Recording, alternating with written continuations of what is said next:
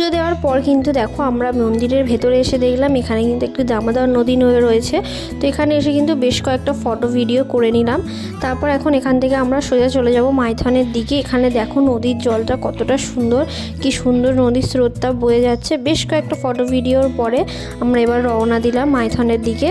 তো যাচ্ছি এখন ওখানে গিয়ে কি দেখলাম অবশ্যই তোমাদের সাথে শেয়ার করবো। তার আগে এই মন্দিরটি দেখো 300টি সিঁড়ি অতিক্রম করার পর তবে কিন্তু মন্দিরের চূড়ায় পৌঁছতে পারবো। সে কারণে কিন্তু আমরা আর মন্দিরে উঠলাম না, কিন্তু আমার ওঠার খুব ইচ্ছা ছিল, বাড়ির সবাই মানা করলো, সেই যেহেতু আমরা কিন্তু সবাই মাইথনের দিকেই রওনা দিলাম।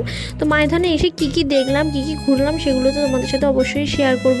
তার আগে কিছু কথা বলি, বেশ কয়েকদিন ধরে দেখছি আমার ভিডিও হয়তো তোমাদের হয়তো কিছু আমার বন্ধুদের হয়তো ভালো লাগে।